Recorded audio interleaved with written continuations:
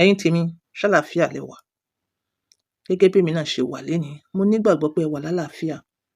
Mashallah. Eléyìí is not my video as usual.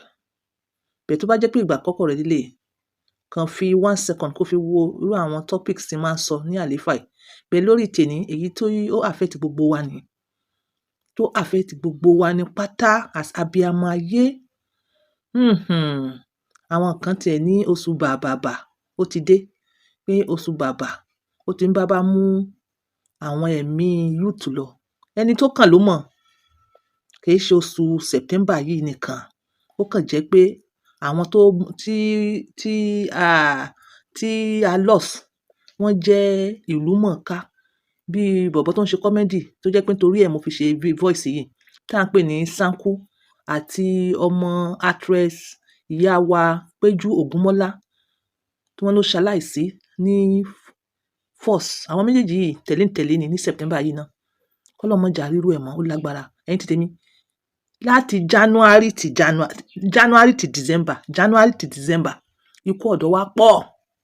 Ikú ọ̀dọ́ pọ̀. Kọ́lọ́run ọlọ́jọ́ èní kó bá wa ṣẹ́ mọ báyìí. Ẹ wo inú ìwé mímọ́. Kí ni ìwé mímọ́ sọ? Mo fẹ́ ẹ bá mi listen sí voice arákùnrin kan pé àṣírí tó pa Sanku, àṣírí tó pa bọ̀bọ́ tó ń ṣe comedy tí à ń pè ní Abdulsamad, tí wọ́n nickname ẹ̀ ní Sanku Comedy. Ẹ̀yin tèmi, bí ẹ bá jorí ahun, tí ẹ bá gbọ́ tí yàrá bọ̀bọ́ yìí ń ké, ẹ̀yin náà ẹ bá sunkún. Ikú wá fi àwọn àgbàlagbà kalẹ̀. Ní ká àgbàlagbà kú. Ẹ̀yin ẹ wo inú ìwé mímọ́. Ṣé bó ní iye ọdún tí Ọlọ́run promise wa? Ṣé bó ní iye ọdún tí Ọlọ́run promise wa? Tó wá jẹ́ pé kí nǹkan burúkú mọ́ ti ṣẹlẹ̀, ẹni Ọlọ́run ni. Ẹ̀yin ti gbàgbé àfọwọ́fà. Ẹ̀yin ti gbàgbé àwọn ìkà èèyàn. Ẹ̀yin ti gbàgbé. Ó ṣe jẹ́ pé gbogbo ikú lẹ́ mọ̀ sọ pé Ọlọ́run ni. Ṣé Ọlọ́run burú tó báyìí? Ẹ má ṣì mí gbọ́ o. Èèyàn tó ní làákàyè, ẹ padà sínú ìwé mímọ́. Ẹ lọ gbọ́ nǹkan tí ìwé mímọ́ sọ. Gbogbo ẹ̀yin tó yẹ kẹ́ ẹ tú kíní ní fínífíní tẹ́ ẹ tú. Tó jẹ́ pé gbogbo ikú pátá àtàwọn àfọwọ́fà àtàwọn èèyàn burúkú. Ẹ mọ̀ sọ pé Ọlọ́run ni. Ǹjẹ́ Ọlọ́run náà ní bi yín pé kí ni mo kọ nínú ìwé mímọ́ pé ó máa ṣẹlẹ̀? Kí ni mo kọ nínú ìwé mímọ́? Ṣé a sọ pé ọ̀rọ̀ Ọlọ́run yí padà ni? Ṣé a sọ pé ọ̀rọ̀ Ọlọ́run yí padà ni?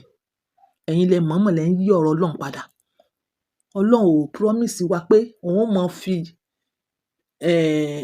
ikú ọ̀dọ́ la máa fi ṣe àjọyọ̀. Ọlọ́run ò sọ pé ikú ọ̀dọ́ la máa fi ṣàjọyọ̀. Ọlọ́run ò promise wa. Ẹ lọ inú ìwé mímọ́. Ẹ lọ inú ìwé mímọ́. So ó máa ń dùn mí kí mo rí àwọn èèyàn máa sọ pé Ọlọ́run ló mú wa. Ìwọ tó mọ̀ọ́mọ̀ tó lọ fọwọ́ ara rẹ síbi tó yẹ fọwọ́ rẹ bọ̀. Tó jẹ́ pé wọ́n sọ fún ẹ pé ọdún 5 ló lò. Ikú wá dé, ẹni Ọlọ́run ni. Ìwọ tó mọ̀ pé kíní kò yẹ kó jẹ́.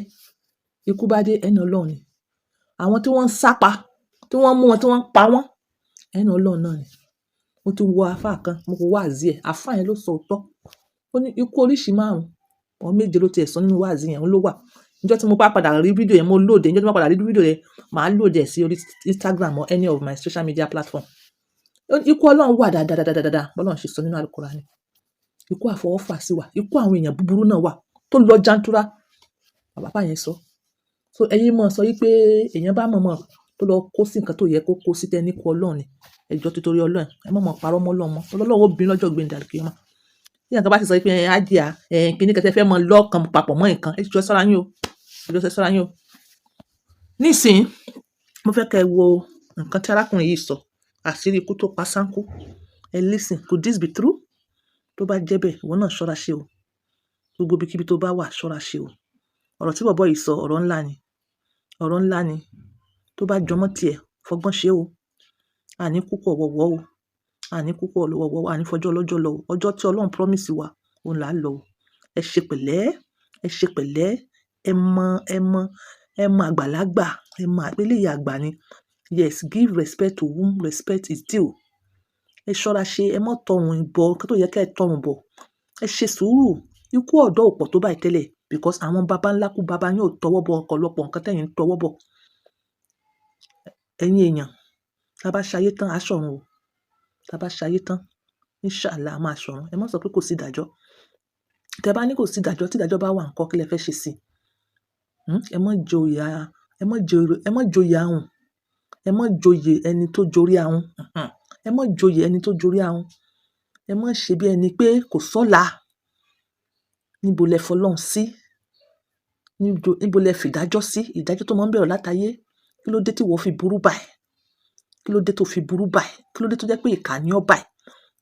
Ẹ gbọ́rọ̀ tí bàbá yìí sọ.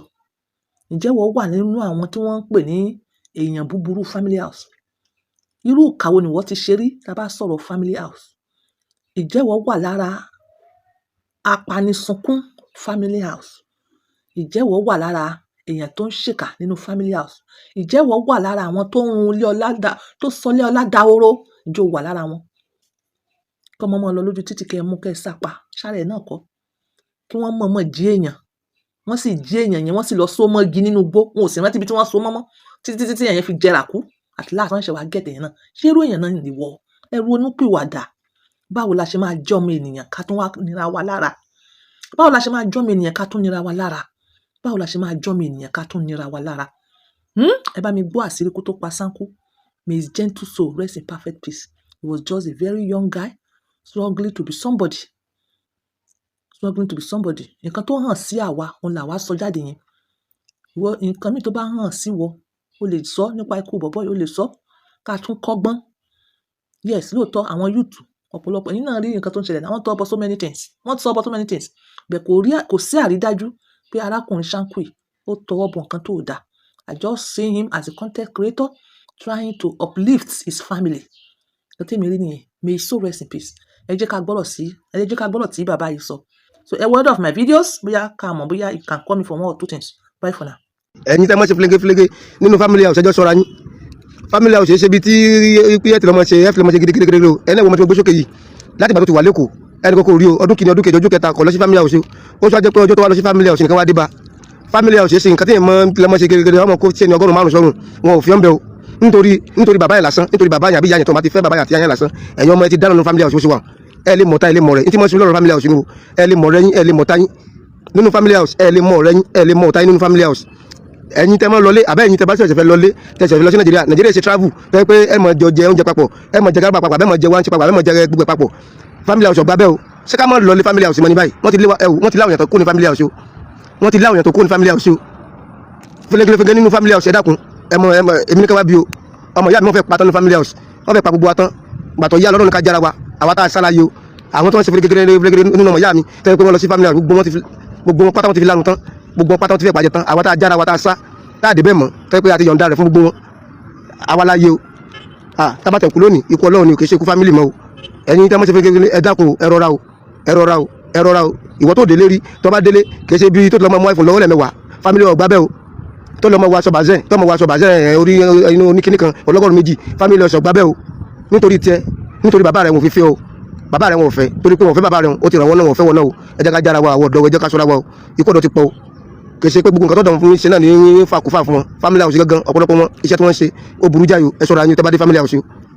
Good afternoon, everyone. From the stable of Fab Entertainment, it's with deep sorrow we announce the death of my younger brother, colleague, and a very close pal, Adetola Samad Sanko, one of the cast members of my yet-to-be-released movie, Lanleyin Yafi Onifare, who tragically lost his life in an accident a few days ago.